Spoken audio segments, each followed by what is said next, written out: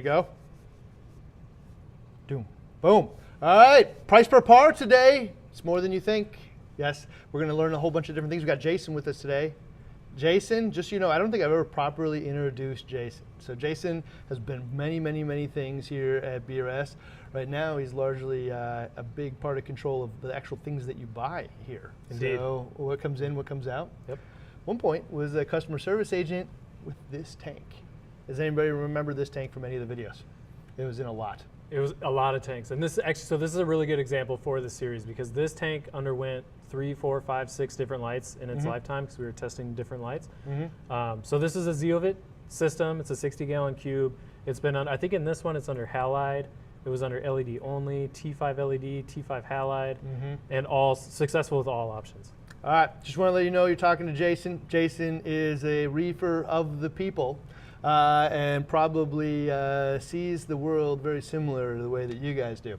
All right, so this is Price Per Par Live. The question every reefer is, these are the questions that every reefers are asking about because we found that some of the lights are as low as $1.87 for your par and some of them are almost $5. So like, what are the things that contribute to that? We got a lot of questions about how we do the testing. What are the things that we found? So like, if we go like a layer deeper that I wouldn't go into in the other video and like actually explain some of the things that we found, this is the one that we're gonna do that in. This is my video. I'm shopping, I have a budget. Boom. And I'm comparing within my budget. So this is my video. I would say that's everybody because what we're talking about here isn't necessarily just the cheapest possible end of the spectrum or the most, man. It's how do I get value at any specific price point, and everybody wants that. Right. All right. So why is price per par important? Because cost. This is the way that everybody did this before price per par. Cost is just an affordability and budget question. One of these lights is $250, another one's $400, another one's $900. I know exactly how much money is in my wallet, right? Every time. I have to pick one of these things that fits inside of that gambit. All right, but at $250, there might be a whole bunch of different options. Which one actually gives me the most value, right? And price per par is one of those value points, probably one of the primary ones that people think about. Like, how do I get the most par for the cheapest? And then, you know, the same thing even at $400, right? So, like, where would you find yourself, you think? You know, nowadays I'm in the $400 range, let's say. I mean, of course, it depends on the size of the tank, but that's where I'm going to start. Yeah, so like, I think that's the way it is. Like in the beginning, you want the cheapest one. And then most people will find themselves somewhere in the middle. All right, but price per par is the basis of value. And what am I getting? This is a what am I getting for my money question. This isn't how much money is in my wallet. It's what am I going to get when you take that money out of my wallet and never give it back. Exactly. This is where I would start, right? So I have a budget. I've said I know how much I can spend. How much usable light in my tank. Right, so I can look at wireless controllability and spectrum and all those other factors. But to me, the initial price and then what I'm getting for that price is always that's my number one. Let me figure that out and then move on.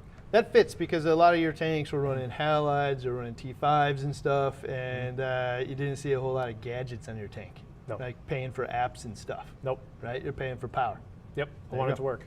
All right, okay. So this is how we did this test, and this is important because there's a bunch of things that go into it, and I saw a ton of questions in the comments.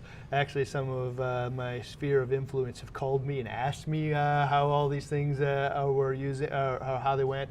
So these are the different aspects of the test that we did. So the first thing is we used a 2-foot cube. Do you know why we use a 2-foot cube? I don't, actually. Okay. 2-foot cube is because a vast majority of these lights are designed to cover a 2-foot area. That makes sense. When I think of a 6-foot tank, I think of it in 2-foot chunks. Now, not all of them. Not all of them are used to cover a 2-foot tank, but I mean, it's super common to space one every 24 inches, or at least the manufacturer says that. Sometimes you do it 18 inches. But that is why we do it in a 2-foot cube. And if you think of a lot of common tank sizes, now not necessarily a 60 cube is the most common, but a 120 is super damn common, which is essentially just 2 of these cubes. A 180 is pretty damn common, which is 3 of these cubes.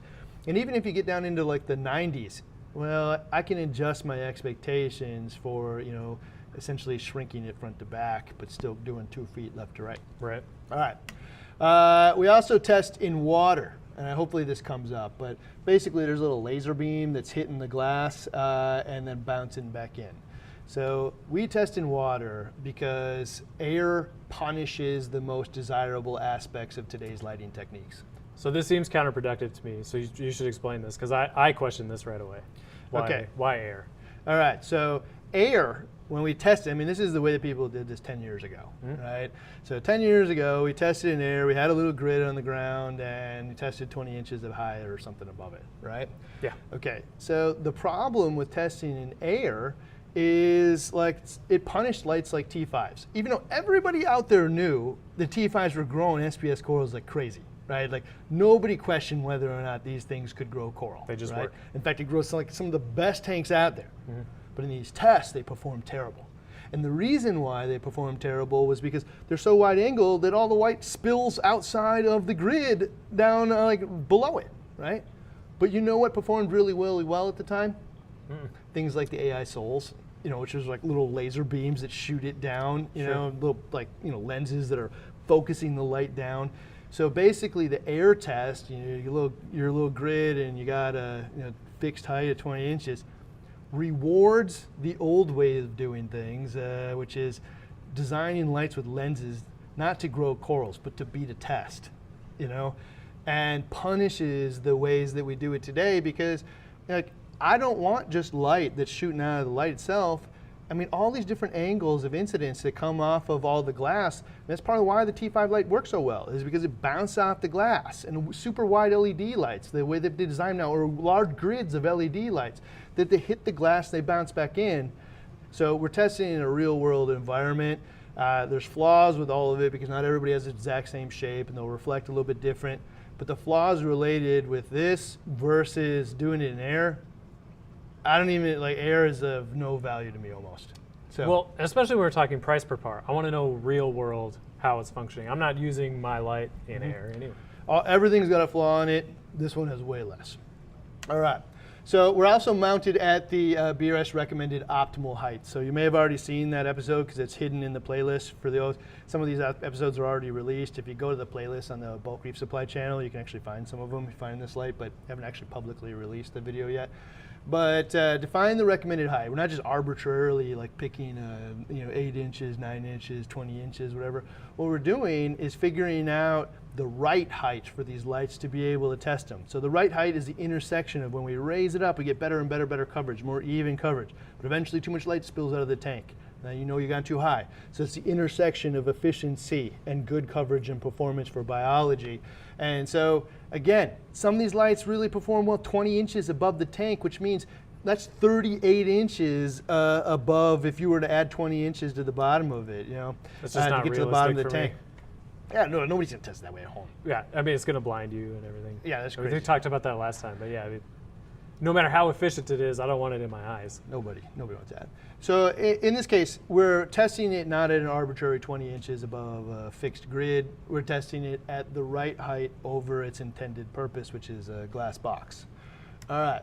So we're also not just testing a grid at one point, 20 inches away from the light. We're actually testing 108 points. So we got 36 points that are, 6 inches deep in the tank, at 12 inches deep in the tank, and 108 inches deep in the tank. Because where are the corals at in the tank? Everywhere. Everywhere. So let's test everywhere, and then we'll average it out. And later in this experiments and tests, you'll actually see how they distribute light at different depths. Some of them do it pretty good, like this one. Some of them less so. But we're averaging them all out so we can find out where that price per par is. So this is how we're developing our price per par. We're doing it in a glass box. We're doing it in water. We're doing it at the best possible height that we can find, optimized to that light.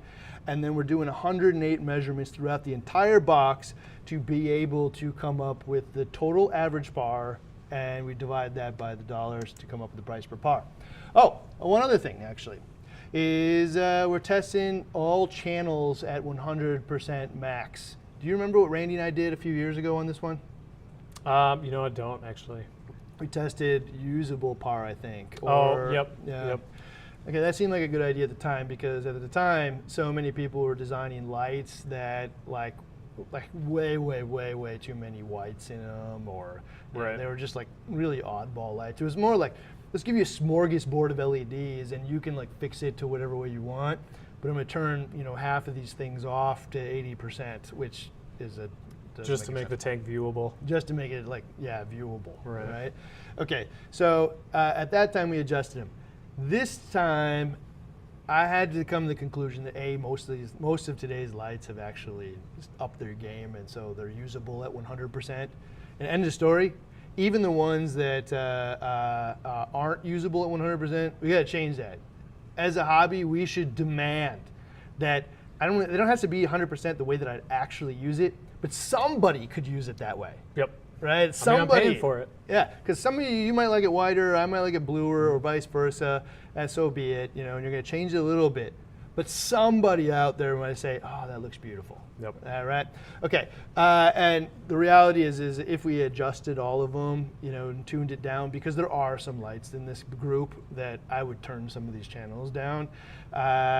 It's just too arbitrary. It's just like.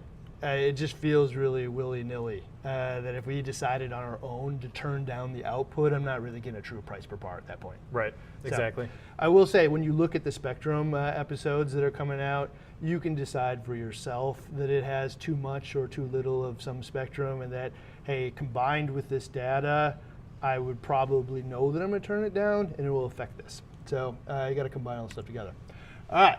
So these are the basic results of the test, right? So again, we got $1.87 on the low end, we got $5 on the high end, but we found a bunch of things within that. And I'm going to point out a couple of them here that came out in different pockets, because you're going to see why later. And it's not just because they're ripping you off on the other end. They're doing something different, at different points. Mm-hmm. And it's really clear. In about a second, you'll say, oh, I get it.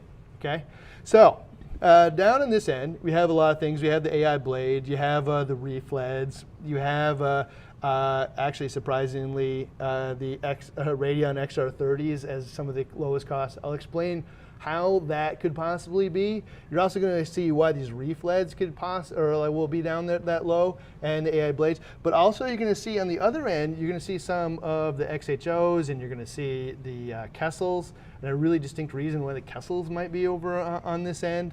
You also see why the XR15s are over here when the XR30s are over here. All of these you're going to see answers to today.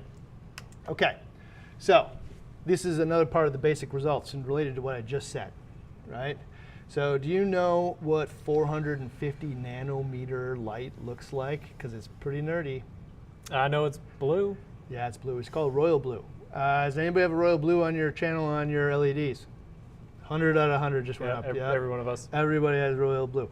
Okay, you know what the other contributor to 450 nanometer LEDs is? Cool white. Okay. All the cool whites are based on like 450 nanometers. So all of you have that one, like 100 out of 100 almost, right? Okay, those happen to be the cheapest LEDs there are. I shouldn't say that there are, of the ones that we commonly use. Right. These are really inexpensive. So guess which lights are going to be the cheapest cost per par? It's got to be royal blue and cool white. Yep, so all of the LED options that have a pretty heavy dependence on royal blue and cool white for the production of par, the AI blade grow is one of them. One of the cheapest ways to add par, but it's coming from those royal blues and it's coming from the cool whites. The Red Sea Reef LED 160 in this case, same thing, pretty narrow spectrum here. It's like what it looks like to me. They don't really give you the same options or clarify what they are, but they look like royal blue LEDs to me and cool white LEDs to me, and they combine together to a peak, and they are the least expensive. Okay, so that makes sense. The ones that has the least expensive components, it doesn't mean least expensive doesn't mean like crappy or poor, right? Right. It just means like when you buy them, they're less expensive than others because the violet UV LEDs historically way more expensive. Okay, so for instance here, I wanted to show you a couple examples actually down here. So this was the AI grade Grow. This is the Glow. So the Glow has all those violets and UVs and stuff in it. Good comparison. $1.87, $2.98. Okay, this is why you're seeing the price difference, is because those LEDs down in the lower wavelengths, those actinic wavelengths, the chlorophyll A wavelengths, those wavelengths are just more expensive. Now the interesting part about that whole thing though, is if you asked 5 years ago, maybe 10 years ago, these things were 5, 10, 15 times as expensive. Today, you're only seeing, a 30% difference in cost of the light. It isn't as dramatic, right? But it still is more expensive to buy these lower wavelength, actinic, chlorophyll A type lights. Same thing with the Kessel here. So when you see the spectrum from the Kessel, it's not like the little Eiffel Tower, man. I mean, this thing looks a lot like the ATI Blue Plus lights. It's a big, wide band, goes into the light blue, indigo, violet ranges, and it's just a more put together spectrum. The Kessel is interesting, actually. I don't know, you may have done it in a video before, but if you shine your Kessel on your wall, at an angle, you can actually see all of the hues. You can see all the hues of the color. Yeah, that's true. Right. Yep, you can see it right on the edge. And so, $3.65. If I saw that alone, and I just said, well, that one's $1.87. This one is $3.65. So like, huh? Okay, but like one of the things we're gonna get at today is like, know what you're buying, I guess. Is that important to you? You'll see the spectrum video that's coming up, and you can decide that for yourself. But there are differences. It's not just like one of them wants more of your wallet than the other one. Right. I mean, shimmer differences, shadowing. Okay. Total watts matters too. Higher output modules have a lower price per par. Okay. Why higher wattage output? I mean, like, for instance, the Radeon XR30 is going to be cheaper price per par than the 15, and the Red Sea Reef LED 160 is going to be cheaper price per par than the 90 and the 50, or any other light that is significantly lower wattage. Why is that? I don't know off the top of my head. Okay, it's like anything else on the planet, man. Like, dude, you bought the power brick already. You're gonna get a slightly bigger one. Sure. The plastic box you already got. Yeah. You've already invested in the programming for it. It's a board. Really, I'm just plugging more LEDs in now. Okay, so one piece of this scales up, but the other parts don't. So it makes sense that a light like the Radeon XR30 that has a lot of power output is actually cheap per par, right? Makes sense. And say the same thing with the Reef LED 160, right? That's the biggest size of that light. It's just a lot or it's just cheaper at $2.01 than the 50 and the 90. Because so when you're thinking about it, like sometimes you're thinking about like which lights do I buy? Like, do I buy a big one, a bunch of little ones? And there's more to it than that. But if you're only going to think about price per par, like buying the big one is actually the right move. Right. So, all right. One of these things. This one's going to be debated a little bit. I don't care, right? But it's largely true. Like edge cases, not true. 80% fairly true. If you wanted to test some lights on your own and you don't want to do it in water with, glass box and all of the apparatuses that we Power do meter. it, okay, and you want to have some kind of pulse on what you're getting, watts will get you pretty damn close. Cost per watt, right? Because these LEDs actually consume energy, and for the most part, most of them are using roughly the same ratio. Now, so there are some outliers, some edge cases, but most of them are using the same kind of ratio of LEDs.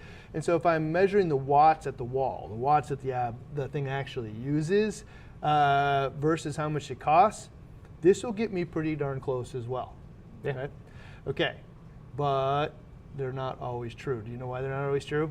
Like why the watts isn't always a true factor? So I know a glimpse about this around the amount of wattage going into the LEDs, because LEDs have a max wattage, right? But they're not always driven at the max, nor do I believe that's ideal. Yeah. Okay, so it's like a marketing trickery, right? Sure. Okay, so some of them will out there will say I'm driving a 300 watt LED, right?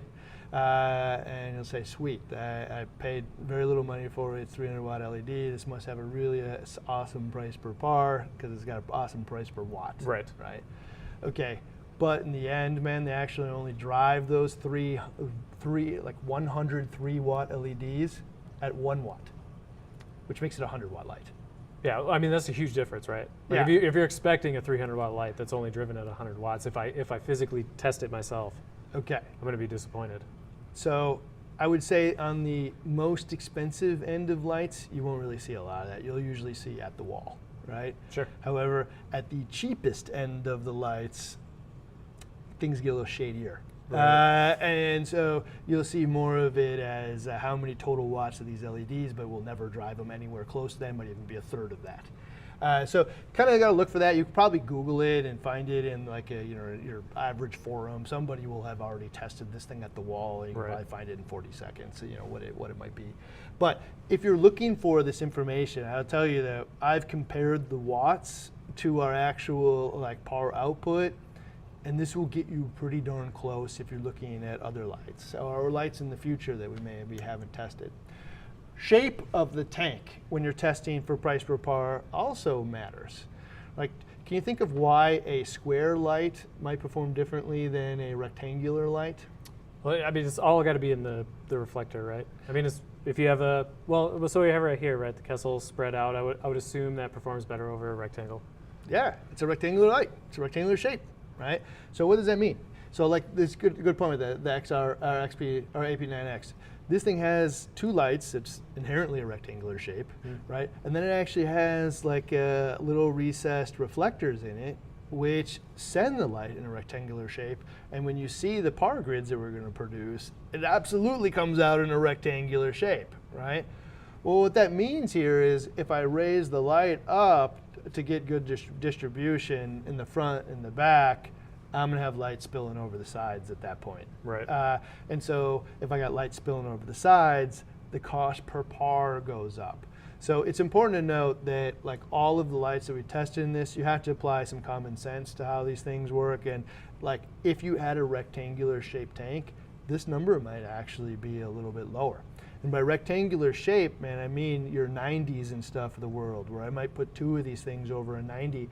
And in this case, if I was only doing like an LPS tank, this thing is a rectangular shape.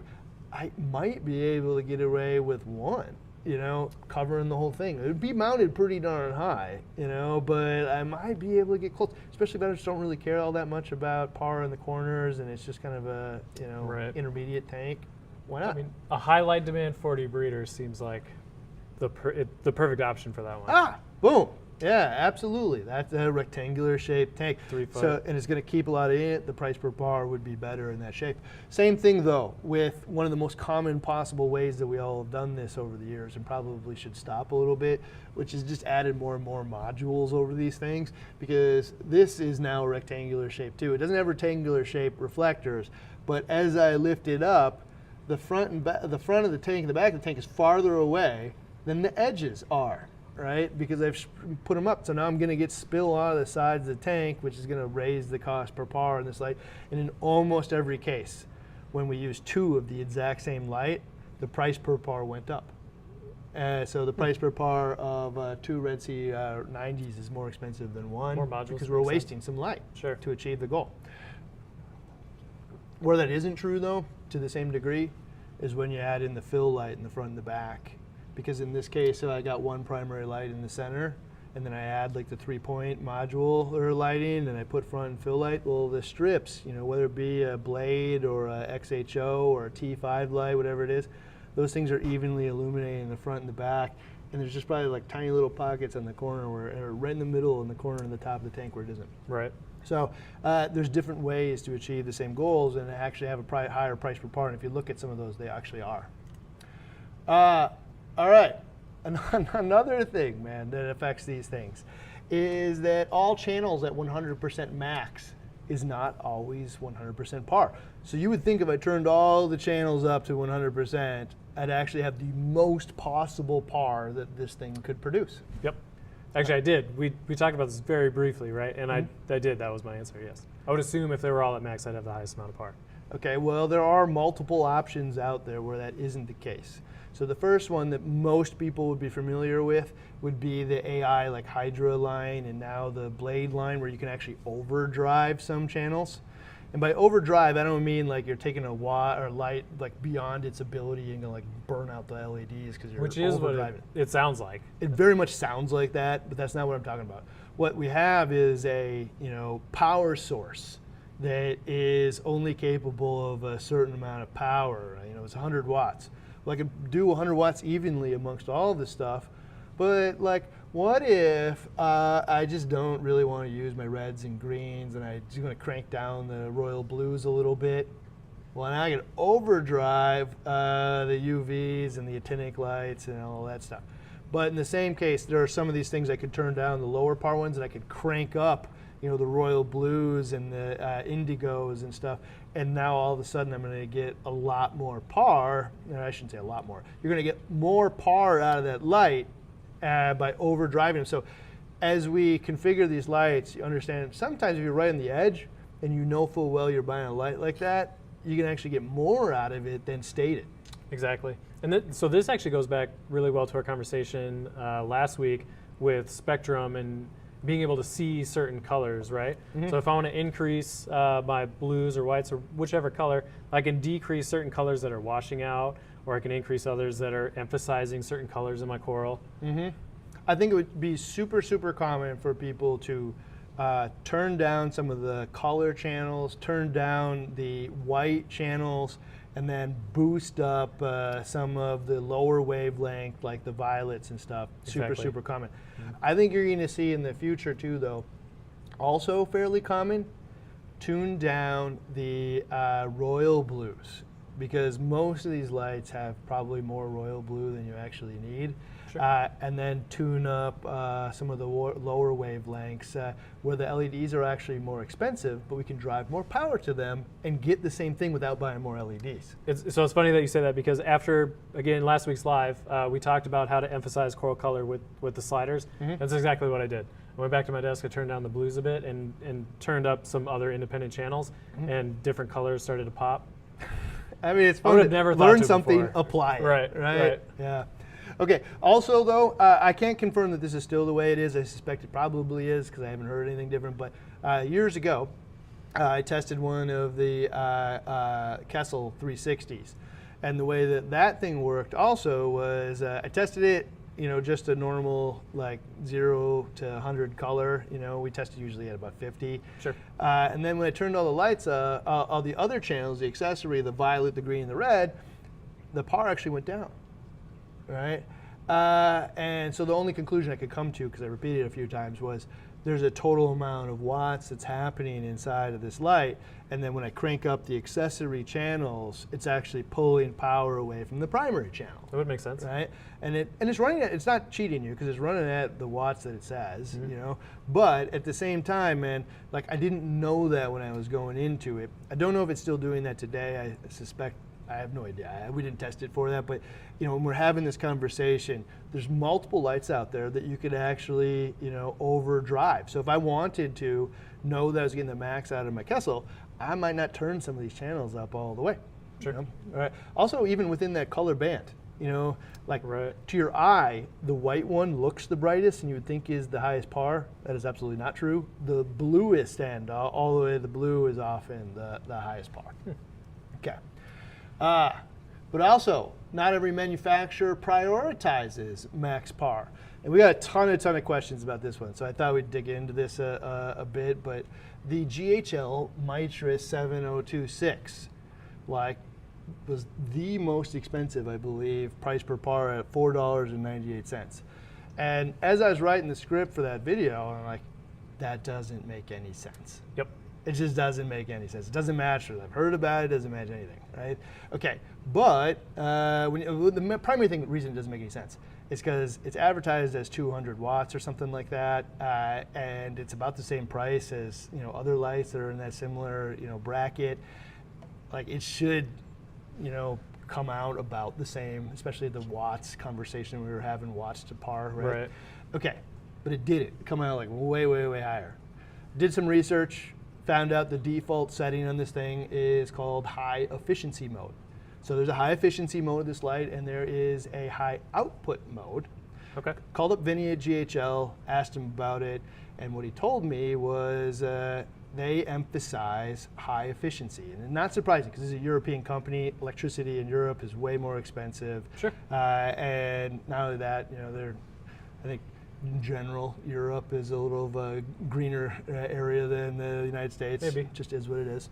And so there where that light was designed, high efficiency, it matters. And so high efficiency, what that means is some of these lights actually produce more par per watt at certain ranges than others. So when you get too high, you'll still get more par, but it won't be linear. Sure. Right? Okay. Personally, me, I understand that. What I'd like you to do, though, is instead of making multiple settings for it, is actually just tell me, hey, below 70%, it's the most efficient, and above that, you'll still get more par, but it isn't as efficient. Just a high efficiency line on the slider. Yeah, done deal. I don't need to go find other modes Sure. for it, right? Okay, so some of you also picked up, though, on the bottom here, it says high efficiency mode. So we ran all of our tests in high efficiency mode, which means that it had less par. What was the reason for that? Well, when we set it up in high output mode, it overheated. And then it has a setting there that automatically drops the par back down. And so I don't have a shot of this, I don't think. Well, I have one shot of it. So basically it has a temperature thing in here, but inside of the app, there's an option there that says, high output mode, high efficiency. You set it to high output, and then when you set it to high output, it defaults to 80%. So even if you had it at 100%, it would bump it back down to 80%. Okay. Okay, so you actually have to set that thing up to 100% too, and then you go set up the fan mode to 100, and basically this is what happens, or happened for us anyway, it started out really high, 490 par, but as it gets closer and closer to the max allowed, as set default, default from the manufacturer, what they're telling us is safe for this light is 60 Celsius.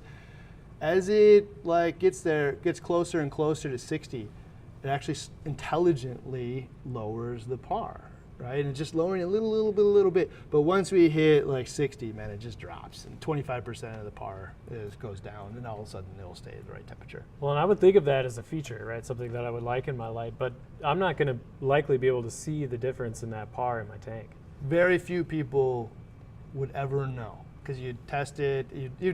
Who was testing the light when you turn it on and then testing it 17 minutes later to find out that it's dropped 25%?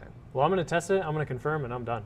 Yeah. Okay, so mixed bag for me. Obviously, I wish that it wasn't overheating. But also, I appreciate that you prioritize that there is a safe temperature and that you're monitoring to it and that the system is intelligently trying to find it. Mixed bag, right? Agreed. Okay, so for what it's worth, though, we also tested the smaller guy, which is the 7204. It had very similar results. It overheated at 60 degrees.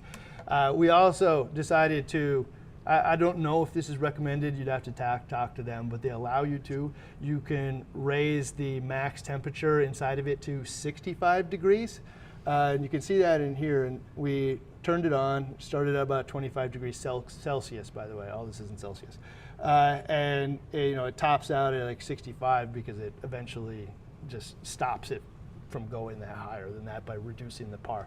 So we saw the same thing. Even when we set it to 65, it was having a hard time staying below and ultimately reduced the par pretty dramatically. And so for what it's worth, we did take, I forgot to put a picture of it. I took an external fan. So GHL makes a little 4-fan thing. So we mounted it on the tank, shot the fans at it, and it absolutely reduced the temperature of the light and brought the par back up. So if I owned these things, I think I'd probably buy a fan like the ones that GHL has that snaps on there to lower the temp. Obviously, I'd prefer that I didn't need to do that. And for what it's worth, just to confirm this, we went and pulled 2 more units out of stock, and they had the exact same results. I'm still waiting to hear from GHL to hear whether or not they believe that this is, a issue with the light, or this is just the way that the light works, or is there, a batch issue or something. I haven't heard the answer to that. I'll let you know when I do. But outside of that, not every fan manufacturer prioritizes max power. And actually, I appreciate that to some degree, because power wars was one of the worst things that ever happened to our hobby. Testing over that, grid and air, rewarding all the lights that got the most possible power, set us back. It didn't make us go forward. Like 6-7 years ago, I think it was. Somewhere in that range, and we were all just cranking our lights up. Yep, power wars. Okay, so price per par. Here is the other piece. Now, like in this thing, you take all this stuff, you can put it all together, decide, hey, now, I know that bit of how much money is in my wallet. I now know a little bit more about how these things would work actually on the tanks that I'm looking at, and the types of lights that I'm looking at, and why some of them might be actually more or less expensive than others in terms of performance. But there's other elements of performance here that you're going to see throughout this series, because we already did one, which was the obstruction of light. Would I pay more for a light that doesn't have shadows than one that does, that coats the entire animal in light, versus one that shadows half of it? Right. I probably would at least value it. It wouldn't change the amount of money that's in my wallet. But if there was options that fit inside of my budget that did that, I'd probably pick the ones that did that. Well, maybe I'll sacrifice some programmability features for less shadowing, or vice versa. It's true. Positioning of light. You know what? Some of these options might be like designed to be mounted 20 inches out the tank, and some of them might be designed to be 2 inches out the tank, and some might be 8 inches, and I might have a hood which 14 inches is the best. So now I can buy the right solution. The performance of the light also combined with the cost. The color potential of the light, where you're going to see this in upcoming weeks too, is hey, you know what? If you don't have violet, you don't get violet colored corals. Right? That was shocking to me. Yeah, if you don't have green, man, other than fluorescence, and if you have even fluorescence, some of the fluorescence doesn't show up if you don't have certain spectrums. Right. So do I want the corals to look awesome? Because some of these lights unquestionably will make them look more awesome, because if you don't have that spectrum, you just don't get that color. Well, nobody's saying no to that question. Yeah, no. The distribution of light.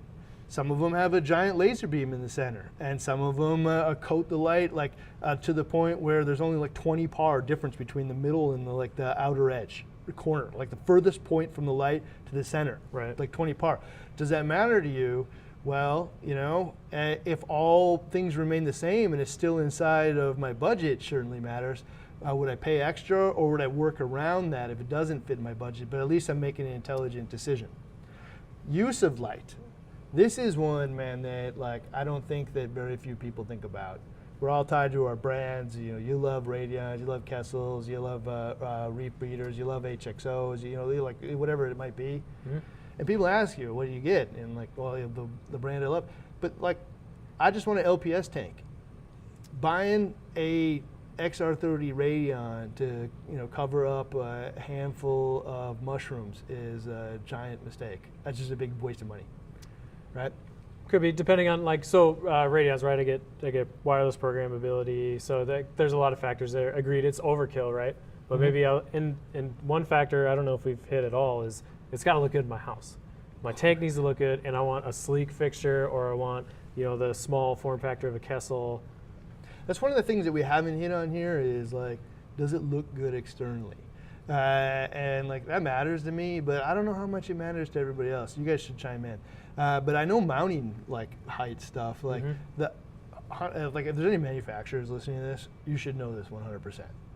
I've polled over and over again, and 100% of the time, and the number one determining factor of what light I buy is how easy is it to mount.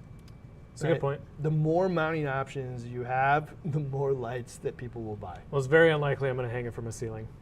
You know what's crazy, man? I'm gonna do a little video on how easy that is, because if people are scared, I don't want to mount it from my ceiling, blah blah blah. The only thing you need to do to mount it from the ceiling is literally put a piece of masking tape or whatever on the top of the tank where you want the little the hole to be for the bracket. Sure. And then on the ceiling, take a piece of string, and put a little washer on it, and then carry it around in the ceiling until the washer is where the point you want it. drill your hole, pop the toggle bolt through, and now your lights, man, can go up and down and be totally out of the way. And Sure. it was really, really easy. Yeah, that makes sense. Okay, like for the hour that you spent on that, you can avoid tons and tons of hours of trying to pull them off and on and manage all the other garbage, and probably a lot of money and mounts and stuff. That is true. All right, so PER and quality of light. This is an episode that I just finished writing actually today. This is looking at all those different spectrums. Not just like, do you have wider blue or thinner blue? What is actually, how does it affect the biology, man? Because it does. And 100 out of 100 marine biologists would look at one Eiffel Tower spectrum versus a wide blue spectrum, in that like 410 to 484 range. 100 out of 100 marine biologists would tell you the other one, the wider one, is better than the other one. It's going to support the corals better. They're not going to have to spend as much energy adapting to it, and it's closer to the ocean. Right? So when we look at price per par combined with performance, you now can use a decision that has nothing to do with the brand, nothing to do with my favorite brand is X, but how do these things perform, and how do I get the right thing? So for those you don't know, because I haven't told you yet, Jason is going to join us every week until the lighting series is done. I get to come back. Yes. And so we're going to do a before we release. So tomorrow is actually going to be the price per par full release. Some of you have already secretly found it. If you want to secretly find it, go to the BRStv channel page. Look for a playlist. There's lighting in there. It's hidden in there for those of people who want to go find it. But we're fully releasing this one tomorrow. You'll get the notifications. But other ones are sneaking their way in there. You have to go check them. But he's going to be there for everyone for the next 7 weeks or so. And you can find my credentials on a handful of Zeovit videos from long ago. As well as, what is it? And we go all the way back. I mean, the ultimate credentials. Like, seeing is believing. I want to produce the same thing that you have done. How do I emulate that to achieve the same results? Thank you for joining us, Jason. And we'll see you next week. And next week is the mounting height episode. Think mounting height is boring. It's maybe one of the coolest ones ever because we talk about the sweet spot. We find the right mounting height that isn't about mounting height. It's about why do some of these lights have terrible time, and some people are having lots of mortalities and not doing well, and others they just throw it on and walk away and they'll never know. You'll find out the answer there. See you next week.